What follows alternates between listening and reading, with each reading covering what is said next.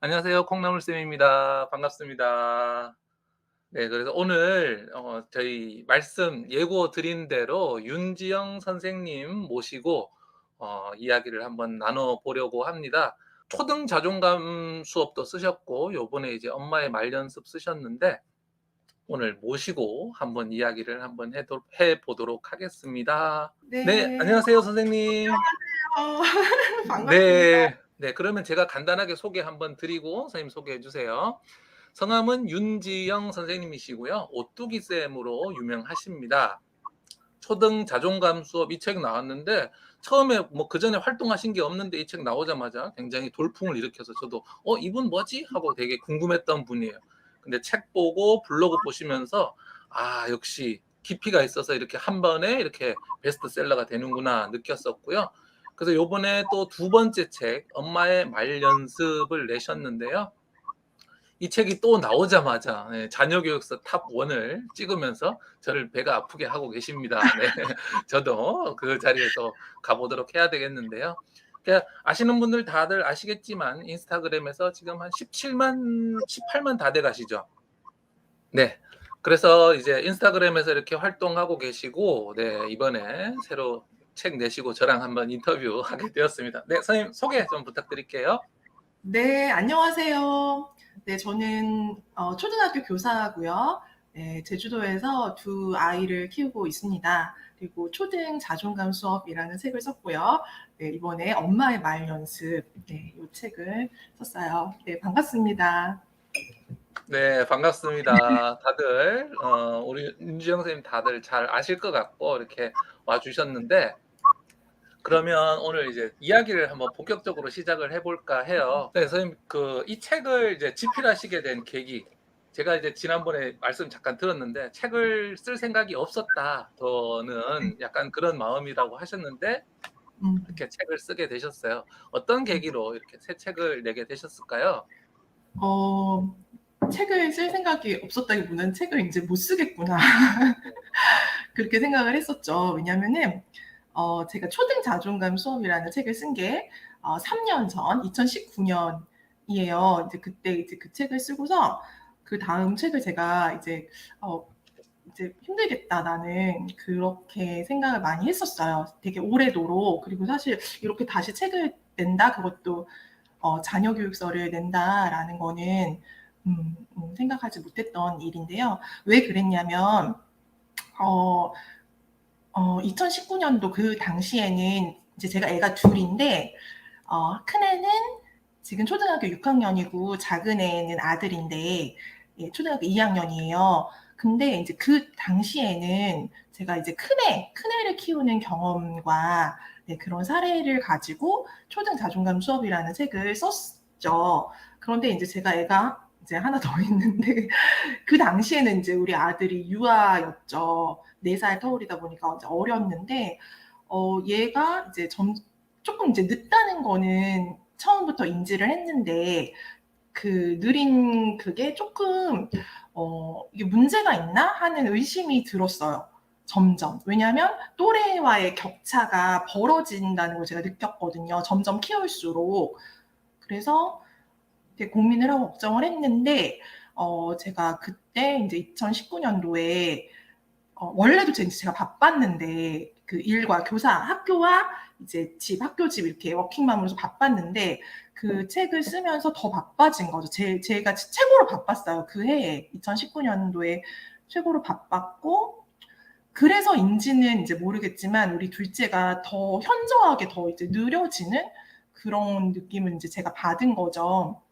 그런데 그 상황들이 저한테는 되게 좀 어려웠어요. 왜냐면은 제가 이제 자녀 교육서를 쓰잖아요. 그 초등 자존감 수업이라는 책도 육아서 자녀 교육서고 그런데 정작 이제 우리 둘째는 음, 저에게 되게 걱정스러운 부분이 많았는데 제가 이제 자녀 교육 관련된 얘기를 하고 다니는 게 저한테 되게 불편했었어요.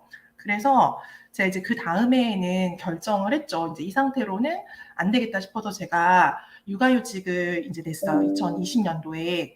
왜냐면 우리 이제 둘째를 제가 육휴를 하고 키운 적이 없거든요.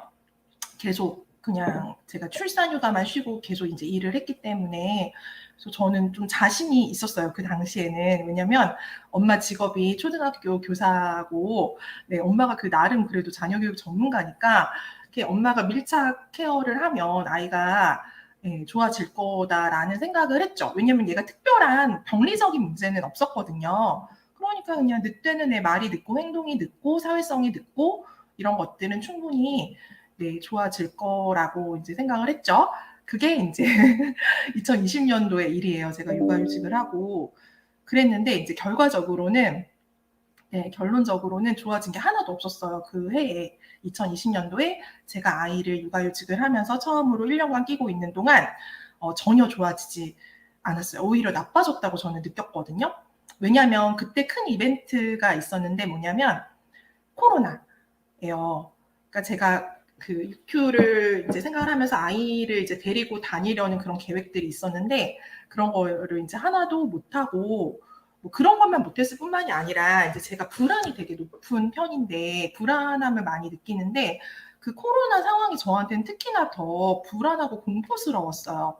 그래서 제가 집 밖에 아예 안 나갔거든요. 놀이터도 안 나가고 집에서만 이제 애를 데리고 있었죠. 굉장히 오랫동안 거의 6개월 그 정도를 그랬는데 그 기간 동안에 그러니까 지금은 제가 이걸 알고 있으니까 얘기를 하는 거예요. 그 기간 동안에 어땠냐면 둘째가 엄마에게서 받은 부정적 피드백이 너무 많았어요.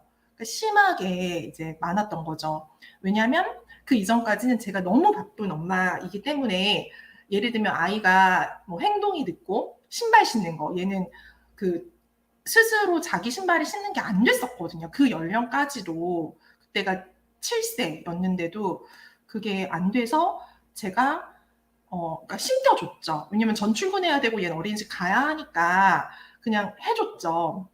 그랬는데 이제 아무도 그 얘는 어린이집 안 가고 누나도 학교 안 가고 저도 출근 안 하잖아요. 그러니까 이제 이거를 가르쳐주고 교정하고 바로 잡을 수 있는 시간이 된 거죠. 그러니까 안 끝나는 거예요. 얘가 이제 이거 할 때까지 밥도 이제 스스로 먹을 때까지 이거를 안 끝내는 거예요. 그러니까 그 전에는 너무 바쁘니까 제가 얘가 이제 스스로 이런 게 능숙하지 않을 때 대신해 주는 게 있었거든요. 대신 먹여주고 입혀주고 신발 신겨주고 그렇게 하면서 얘가 스스로 할 수 있는 기회의 경험은 줄었지만 동시에 제가 주는 엄마가 주는 부정적 피드백의 양도 그렇게 많지는 않았어요. 그때는 워낙 이제 바빴기 때문에. 근데 이제 코로나 첫 해에 그 부정적 피드백의 양이 너무 늘어난 거죠. 근데 저는 그 당시에 그게 부정적 피드백이 아니라 나는 얘를 가르쳐 주고 있는 거다. 그렇게 생각을 이제 했었어요. 그래서 그걸 멈추지 않았던 것 같아요. 그래서 1년 동안 저 나름대로는 저는 노력을 했거든요. 그런데 결과적으로 아무것도 좋아진 게 없었고, 그래서 제가, 아, 안 되겠다. 이 휴직으로 안 된다. 그래서 환경을 바꿔야 된다. 그래서 제주도에 온 거예요. 그러니까 지금은 제가 이 얘기를 되게 편안하게 이제 하는데 이렇게 말하게 된 게 진짜 얼마 안 됐거든요. 저한테 너무 아픈 일이었기 때문에 그러니까 누가 저에게 사실 저희 블로그나 인스타에서 그 저 독자분들이 구독자분들이 저에게 왜 선생님 갑자기 제주도에 갔냐고 되게 질문을 많이 해주셨는데 제가 그거에 대해서 속 시원한 답변을 되게 못했었어요. 그게 제가 너무 저에게 너무 아픈 부분을 건드려지는 거였기 때문에 말을 하기가 어려웠어요. 근데 네, 아무튼 제주도에 왔는데 제주도에 와서 이제 환경이 좋아졌잖아요. 근데 그래도 애가 안 좋아졌어요, 사실은. 환경을 바꿨는데도. 어땠냐면 이제 여기서 저는 왜 제주도로 왔냐면 우리 아이들이 제주도에서 그냥 너무 마냥 행복했던 기억 그게 너무 선명해서 제주도에 가면 그냥 답이 나올 것 같아.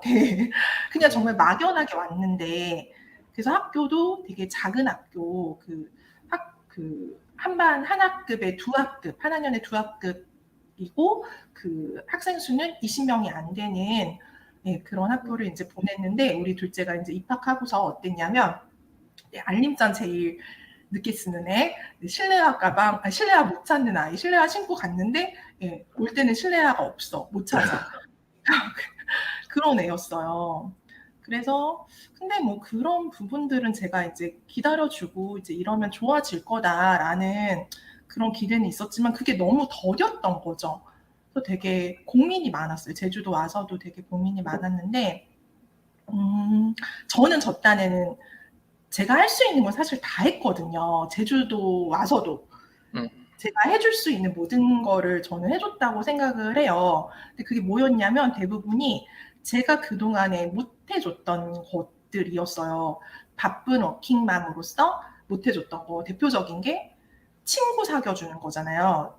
저는 엄마 친구가 한 명도 없어요. 제가 바쁘다 보니까 누구 이렇게 사람을 퇴근 후에 사귈 만한 그런 여유도 없었고 누가 저를 끼워주지도 않았고 그래서 첫째나 둘째나 다 그런 엄마들 모임이나 친구들 없이 그렇게 키웠죠. 근데 그게 너무 미안했어요, 사실은. 그래서 제가 이제 그런 부분도 해주려고 사실 그런 거 되게 어려워하거든요, 저는.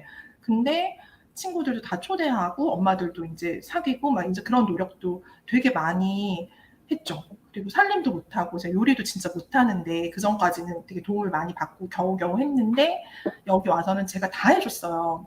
제가 삼시세끼 다 해줄 뿐만 아니라 저 간식까지 다 수제로 만들어 먹었거든요.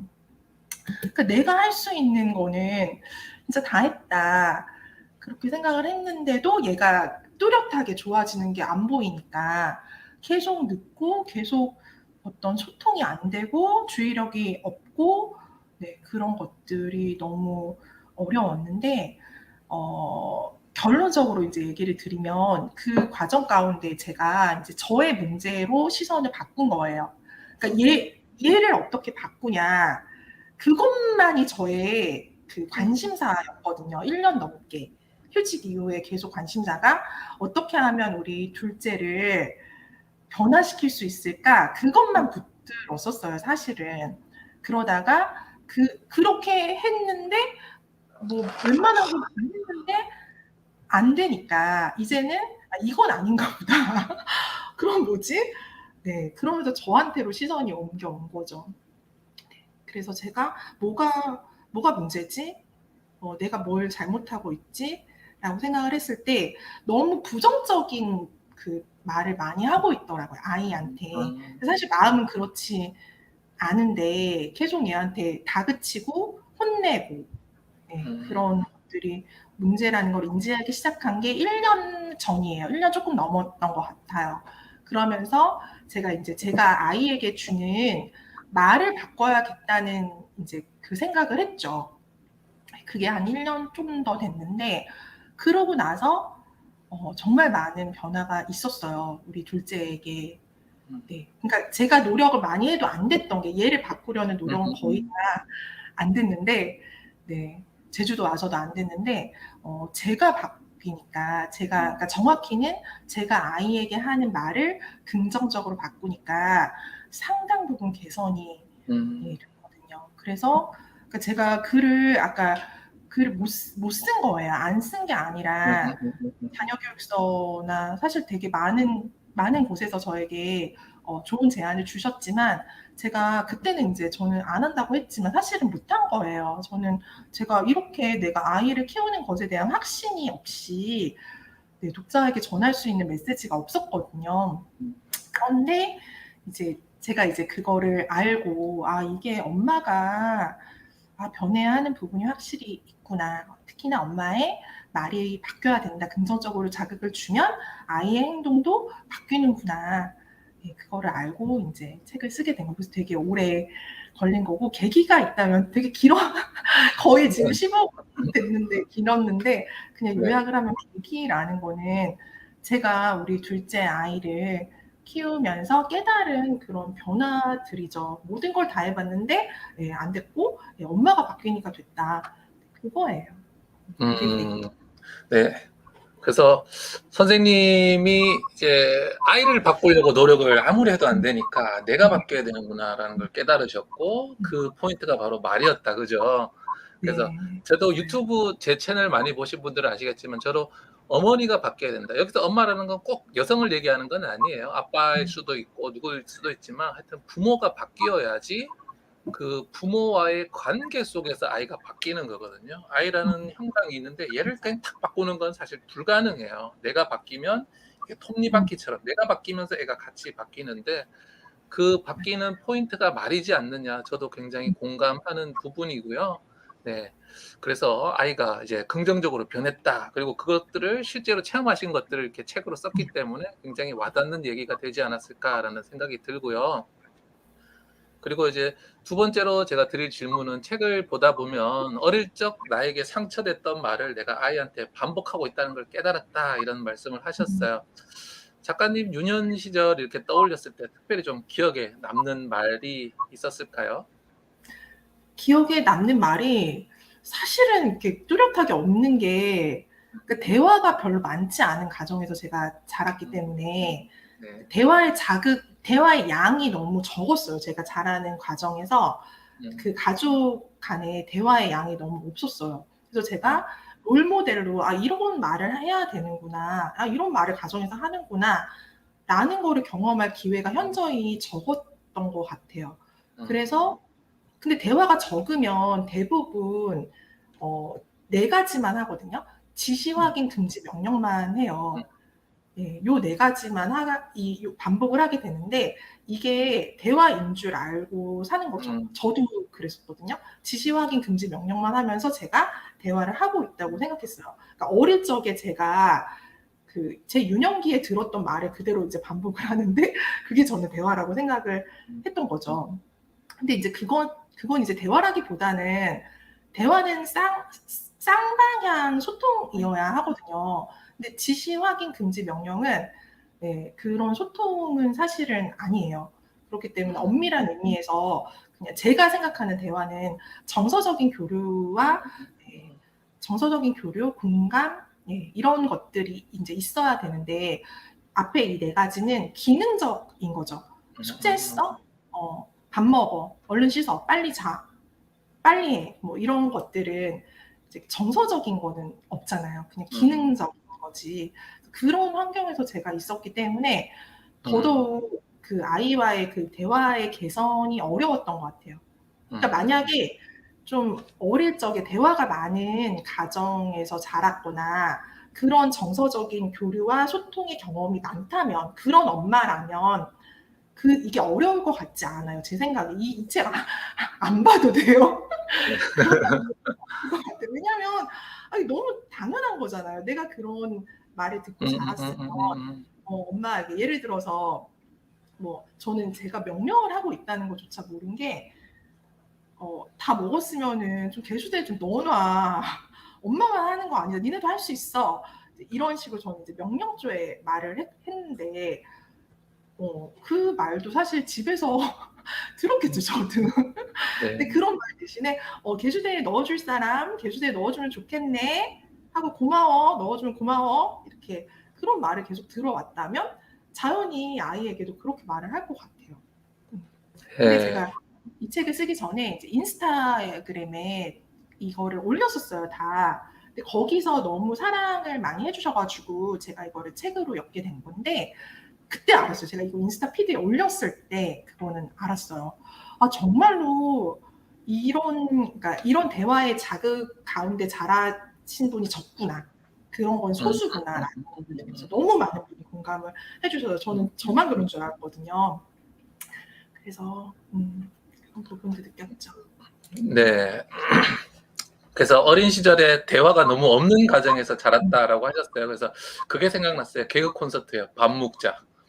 밥 먹으면서 떠들면 뭐 시끄럽다 그러고 약간 그런 분위기에서 자랐는데 근데 이제 대화가 별로 없다고 하셨는데 이제 대화가 사실 없을 수는 없잖아요. 사람이 사니까. 그럼 이제 나머지가 뭐냐? 전부 다 지시, 확인, 금지, 명령으로 이루어지는 업무형, 기능적 대화라고 하셨고 또 저는 또 업무형 가정인 거죠. 그냥 할 일만 서로 체크 딱딱 하고 그렇게 되면 이제 부모님이 어떻게 되냐면 약간 직장 상사처럼 역할을 하시게 되면서 이게 성인이 되면 또 이제 직장 상사 때문에 힘든데 그 어린 아이들이 직장 상사와 같은 부모와 자라다 보니까 마음의 상처도 많아지게 그리고 그런 말들이 다 입력이 되는 거죠. 그래서 그것들을 가정에서 쓰게 되는데 음, 그런 점들이 참 가슴 아픈 점들인 것 같고, 어쩌면 이 방송에 들어오신 분들도 다 그런 어려움, 문제가 있기 때문이 아닐까 해요. 선생님 말씀하신 것처럼 정말 따뜻한 가정에서 선생님 책에서 이야기하는 인정해주고 긍정해주고 다정한 부모님의 말을 20년 동안 들은 사람은 그런 말밖에 쓸 줄을 몰라요.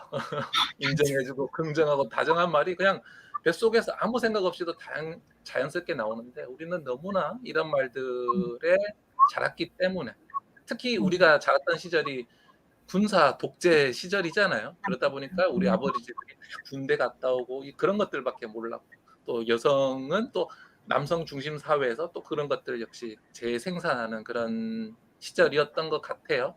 그래서 참 마음이 안타까운 것 같고, 그래도 이렇게 자녀 교육 분야가 점점 많이 알려지고 좋은 책들도 나오고 하면서 우리가 바뀌어야 다음 세대에 그런 문제들을 전해주지 않을 수 있을 것 같아요. 네.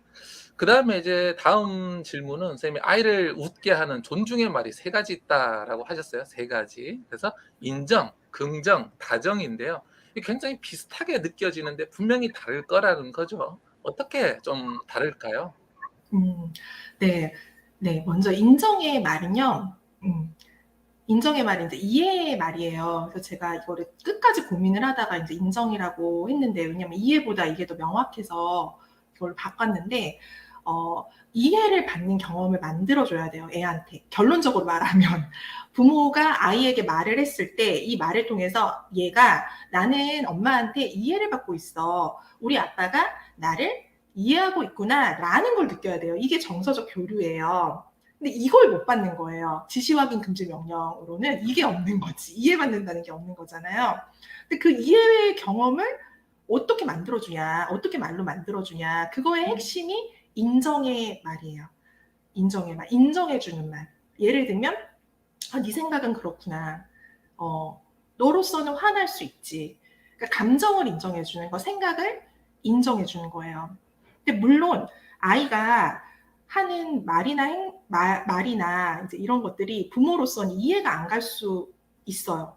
왜 저렇게 소리 지를 일이 아닌데, 기껏 게임 해줬는데, 같이 보드게임 해줬는데, 지니까 왜 울어? 울 일이 아닌데 저게 울 일이야? 저게 화낼 일이야? 이해가 안 가는 거죠. 그렇지만 인정해 줄 수는 있어요. 아이의 입장에서. 너로서는 화가 날 수 있다. 아이의 입장에서. 그러니까 전부를 인정해 줄 수는 없죠. 그렇지만 일부를 인정해 주는 건 항상 가능하거든요. 그래서 인정해 주라는 거는 아이의 모든 거를 다 받아주고 이해해주고 수용해 주라는 게 아니라, 그때 그 상황에 있어서의 아이의 정서적인 부분, 그리고 아이의 생각, 그게 틀릴지라도 너로선 그렇게 생각하는구나. 그거는 알겠어. 근데 엄마 생각은 이래. 예를 들면, 이게 인정의 말이에요.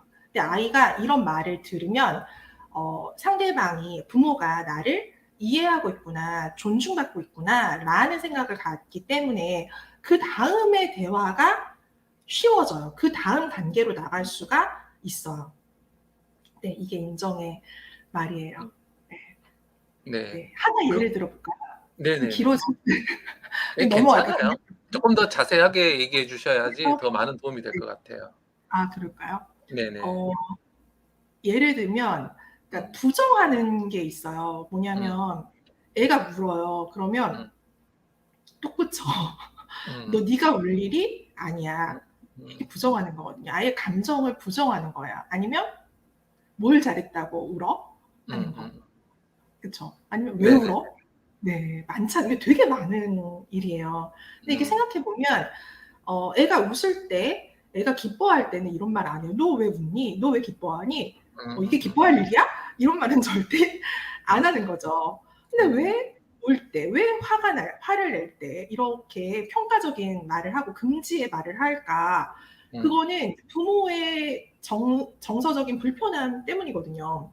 음, 그러니까 얘가 우는 게 내가 불편한 거죠. 음, 얘가 화가 난 게 내가 불편한 거죠. 음, 그러니까 울 일이 아니야. 그냥 이제 찍어 누르는 음, 인데, 음, 이렇게 하면 아이가 자기의 정서를 부정당하면 음.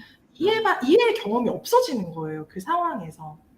그래서 애가 울 때 그냥 그걸 인정해 주라는 거죠. 슬프면 울 수 있지.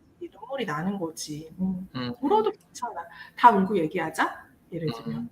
그게 불편하다면, 소리 지르는 게 불편하다면, 우는 건 괜찮아. 우는 건 괜찮지만 소리 지르는 건 여기서는 안 돼. 네 방에 가서 소리 지르고 울고 언제든 나와도 좋아. 엄마가 기다릴게. 이렇게 네. 하는 거죠. 선생님, 긍정하고 다정을 조금 더 또 설명해 주실 수 있을까요? 네. 네, 긍정의 말은요. 긍정적인 말. 그냥 책의 이 전체를 만약에 한 단어로 한다면, 엄마의 말 연습이라는 책을 한 단어로 한다면 사실 긍정적인 말을 해줘라. 부정적인 말로는 어떤 긍정적인 변화도 일어날 수 없다. 이게 이 책의 결론이에요. 네, 앞에서 말한 인정의 말도 사실 긍정의 말이거든요. 이게 다 통합이 되는데, 예를 들어볼게요. 예를 들어서 우리가 이제 애를 엄청 사랑하죠. 그리고 아이를 엄청 생각하죠. 그런 마음에서 하는 말이 되게 부정적일 때가 있어요. 예를 들면은 얘가 하루에 한 장, 뭐 파닉스, 하루에 한 장, 뭐 글씨 연습, 뭐 하는 거를 너무 많다고 이제 자기 안 한다고 하는 거예요. 자기 놀지도 못한다고. 그럼 우리 흔히 하죠. 다른 애들에 비하면 너 적게 하는 거야. 이게 뭐가 많아. 아니면 너 이것도 안 하지? 너 이러면 너 슈퍼자 돼. 너 이거 대학도 못 가. 너 이러면 바보 돼. 예를 들면 너무 많이 쓰는 말인데. 그죠? 네, 다 부정적인 이제 말이잖아요. 근데 사실 이거를 누가 다른 사람이 내 아이한테 했다고 생각해 보세요. 네, 되게 싫죠. 네. 누군가 내 아이에게 그렇게 부정적인 말을 한다고 하면은 부모도 싫을 거예요. 근데 그 싫은 말을 내 아이한테는 일상적으로 한다는 거죠. 내 새끼니까 약간 이런 마음으로 막 그냥 편하게 하는 것 같아요. 맞아. 그리고 사실은 걱정돼서 그런 것도 있어요. 불안하니까. 네. 이것도 안 하면 안 될 것 같은 거죠. 근데 사실은 그거는 부모 거라는 거예요. 네. 아이가 불안한 게 아니라 부모가 불안한 거거든요. 그건 이제 자기가 다루고 이겨나갈 문제인데 그걸 애한테 던져주는 거예요. 네, 저도 이거를 알기까지 한참이 걸렸어요. 네, 또 다정한 말을 또 한번 설명해 주시겠어요? 다정한 말은요. 이거는 좀 어투의 영향을 받는데 네, 그래서 좀 상냥하고 좀 나긋한 그런 말인데요. 그래서 이거는 좀 성격이 엄마가 좀 다정하고 본래 다정하고 애교 있고 그런 분들이라면 이건 특별히 연습 안 해도 그냥 될 것 같고 저처럼 좀 무뚝뚝하고 좀 오글거리는 거 싫어하고 그러면 이건 연습이 필요해요. 왜냐면 저는 이게 따지는 게 아닌 그런 의도가 전혀 없었는데 받아들이는 사람이 그렇게 받아들이더라고요. 네. 이거는 좀 어투의 문제인데 예를 들면 제가 이거 강의에서도 여러 번 말씀을 드렸는데 얘가 잘못을 했을 때 잘못한 아이에게 뭘 잘못했는지 말해봐. 이렇게 하죠. 지시하고 잘못했어요 해. 네, 사과도 또 지시하죠. 다시는 안 그럴게요 해. 다짐도 지시해요. 근데 이게 이제 대표적인 냉소적인 말이거든요. 근데 아이의 잘못을 사실 바로잡아줘야 되고 아이가 스스로의 잘못을 시인하는 그 경험도 필요해요. 근데 그걸 다정하게 할 수 있다는 거죠.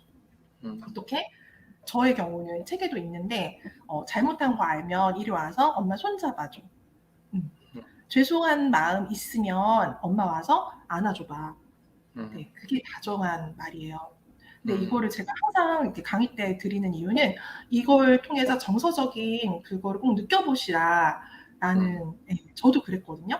바로 달라져. 이렇게 말했어요. 야 잘못했어요 해. 너 잘못한 거 알아? 확신이 안 되는 거죠. 그러니까 자꾸 확인하는 거예요. 근데 그때는 확신이 안 들어요 사실. 왜냐면 애가 정말 울며 겨자 먹기로 잘못했어요 막 이러잖아요. 정말 이게 진심인가? 진짜 뉘우쳤나? 의심이 들잖아요. 근데 잘못한 거 알면 엄마 손 잡아줘봐 했을 때 손을 꼭 잡아 얼른 와서 1초 만에 와서 그렇게 해요. 그러면 안다는 거죠. 느낀다는 거죠.